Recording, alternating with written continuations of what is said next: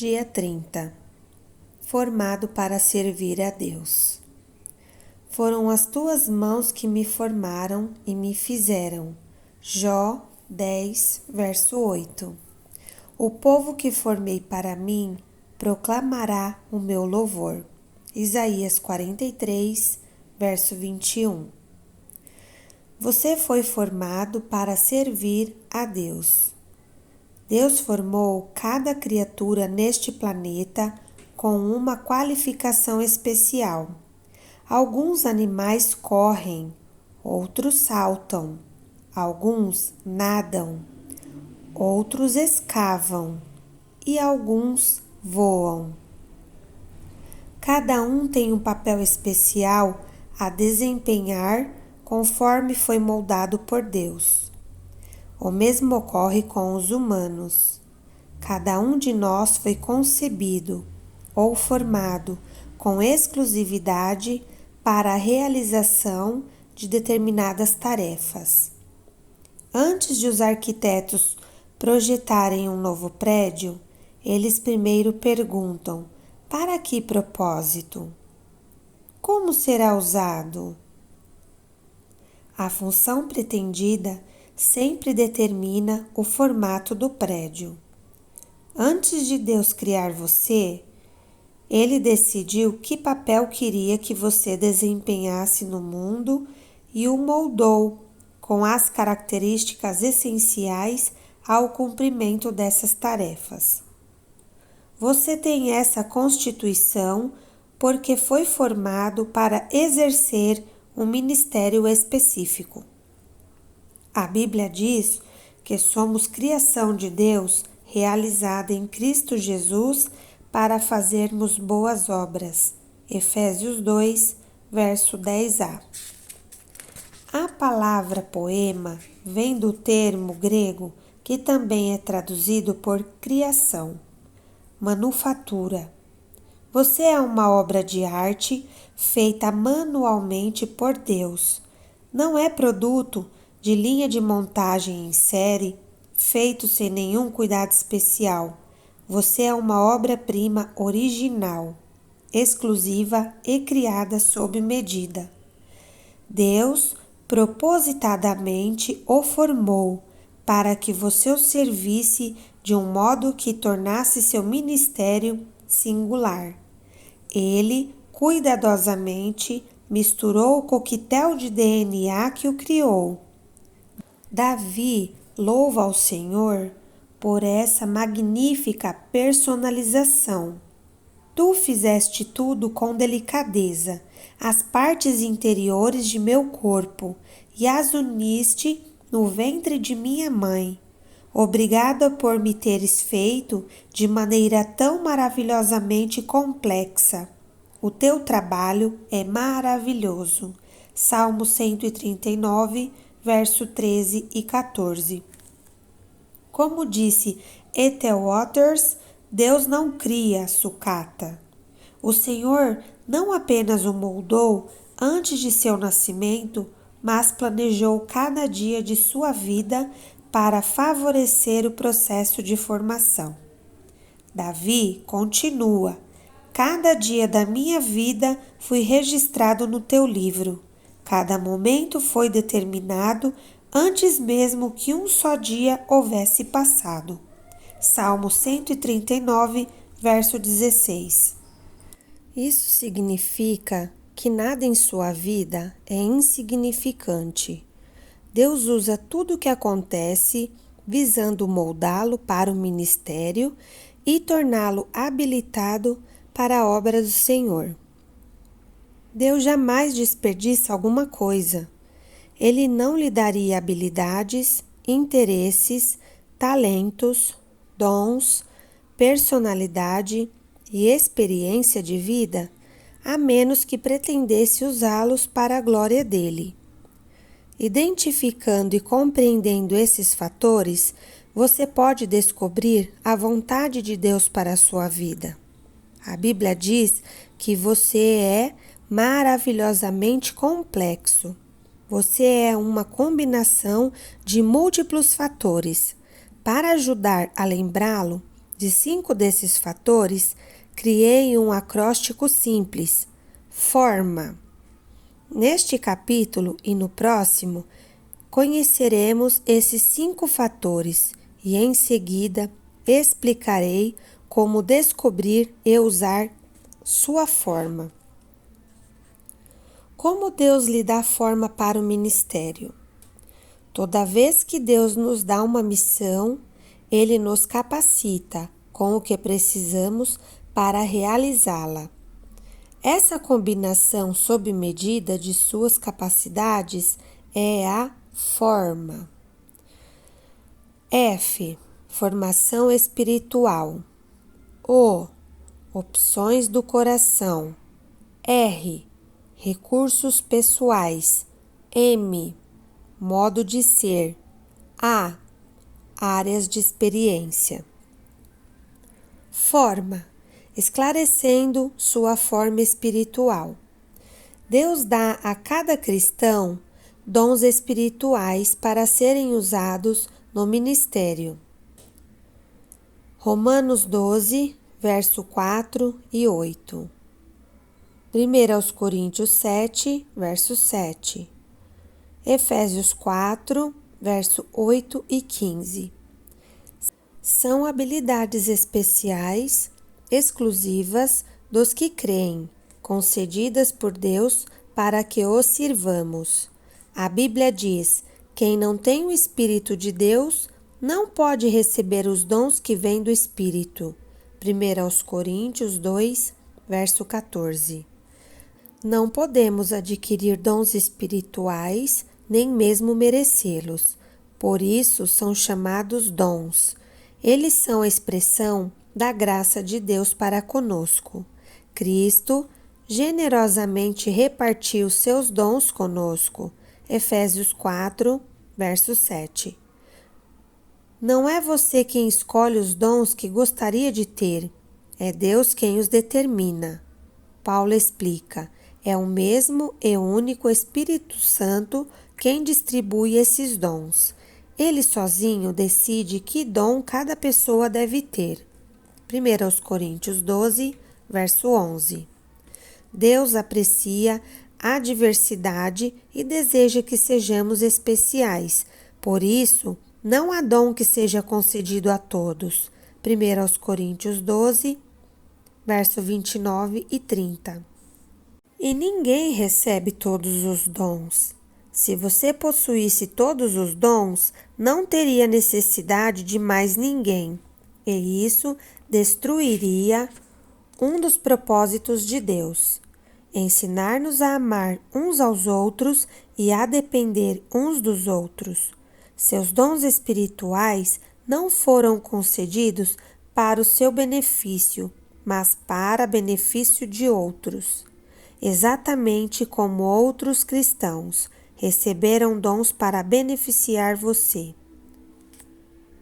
A Bíblia diz: um dom espiritual é dado a cada um de nós como meio de ajudarmos toda a igreja. 1 Coríntios 12, verso 7. Deus planejou dessa forma para que necessitássemos uns dos outros. Quando usamos nossos dons em conjunto, todos são beneficiados. Se os outros não usarem os dons, você será frustrado. Se você não usar seus dons, eles serão frustrados. Por isso, foi-nos dada a ordem para descobrir e desenvolver os dons espirituais. Você já parou para descobrir seus dons espirituais?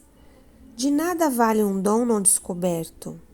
Toda vez que esquecemos essas verdades básicas sobre os dons, ocorrem problemas na igreja.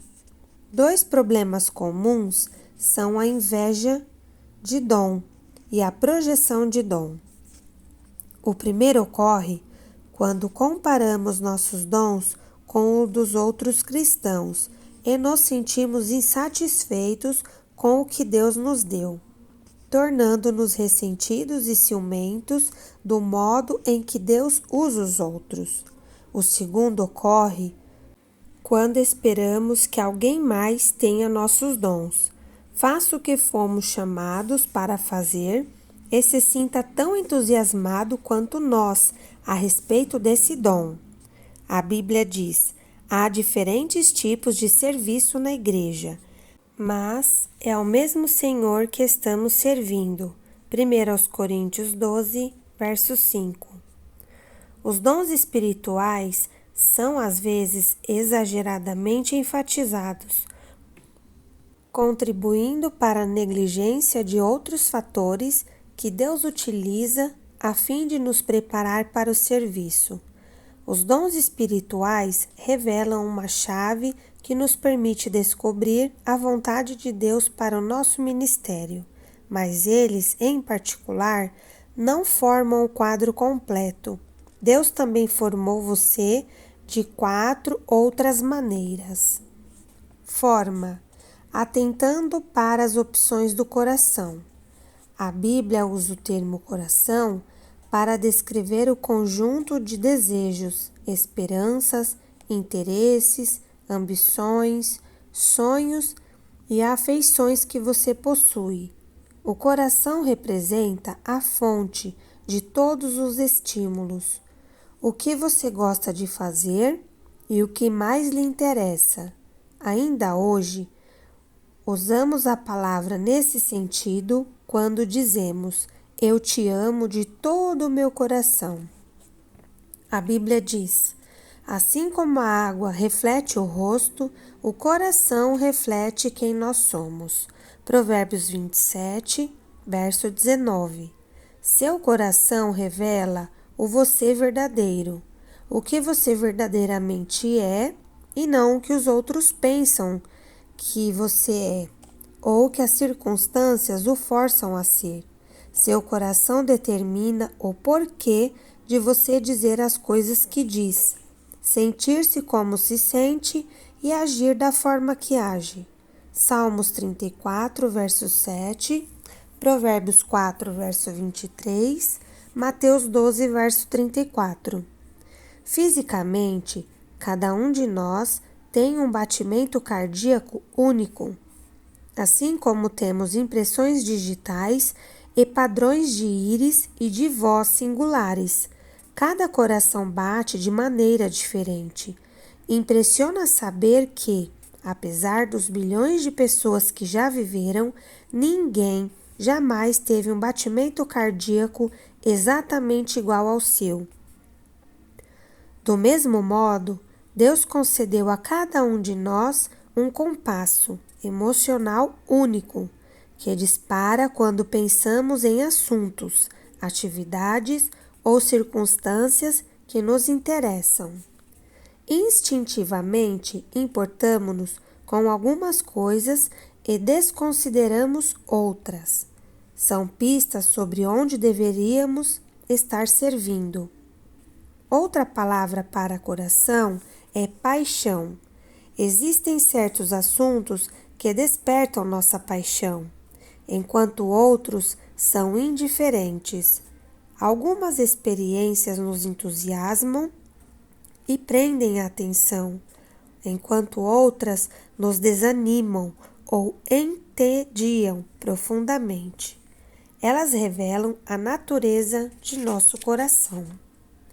Enquanto você crescia, deve ter descoberto que se interessava intensamente por alguns assuntos que não despertavam o menor interesse em sua família. De onde vieram esses interesses? Vieram de Deus. Ele tinha um propósito em lhe dar esses interesses inatos. Seu compasso emocional é a segunda chave para a compreensão de sua capacitação para o serviço. Não ignore seus interesses. Tente descobrir como podem ser usados para a glória de Deus. Há uma razão para que você goste de fazer essas coisas. A Bíblia nos manda continuamente servir a Deus de todo o coração. Deuteronômio 11, verso 13, 1 Samuel 12, verso 20, Romanos 1, verso 9, Efésios 6, verso 6. Ele quer que você o sirva apaixonadamente, não por obrigação. As pessoas raramente se destacam em tarefas que não apreciam ou que não lhes despertam paixão. Deus quer que você use os interesses naturais para servir a Ele e aos outros. Atentar para os impulsos internos pode indicar o ministério que Deus pretende que você desenvolva. Como você sabe quando está servindo a Deus de coração? O primeiro sinal revelador é o entusiasmo. Quando você está fazendo o que gosta de fazer, ninguém precisa motivá-lo, desafiá-lo ou inspecioná-lo. Você o faz com prazer. Não precisa de recompensas, aplausos ou pagamento, porque ama servir dessa forma. O oposto também é verdade. Quando você não se entusiasma com o que faz, é facilmente desestimulado. A segunda característica de quem serve a Deus com o coração é a eficiência. Quando você faz o que Deus o condicionou a gostar de fazer, você se torna bom nisso. A paixão leva à perfeição. Se você não dá importância a uma tarefa, é improvável que se destaque nela. Em contrapartida, os maiores realizadores em qualquer campo são movidos pela paixão, não por lucro ou obrigação. Todos já ouvimos dizer: arranjei um emprego que odeio para ganhar bastante dinheiro. Então um dia vou deixá-lo para fazer o que gosto. Isso é um grande erro. Não desperdice a vida num trabalho que não combine com o que há em seu coração. Lembre-se, as maiores coisas da vida não são as coisas. Aquilo que é significativo é muito mais importante que o dinheiro. O homem mais rico do mundo certa vez afirmou: é melhor uma vida simples, no temor do eterno, que uma vida rica, cheia de pepinos e abacaxis. Provérbios 15, verso 16. Não se conforme em apenas alcançar uma boa vida, porque uma boa vida não é boa o suficiente. No final das contas, ela não satisfaz. Você pode ter muito de que viver e ainda assim não ter para que viver. Em vez disso, almeje a vida melhor, servir a Deus de acordo com o que está no coração. Descubra o que você gosta de fazer, o que Deus lhe pôs no coração, e então faça isso para a glória do Senhor. Dia 30. Pensando sobre o meu propósito de vida. Tema para reflexão: fui formado para servir a Deus. Versículo para memorizar: Deus age por intermédio de homens e maneiras diferentes, mas é o mesmo Deus que atinge seus propósitos mediante todos eles. 1 Coríntios 12, verso 6.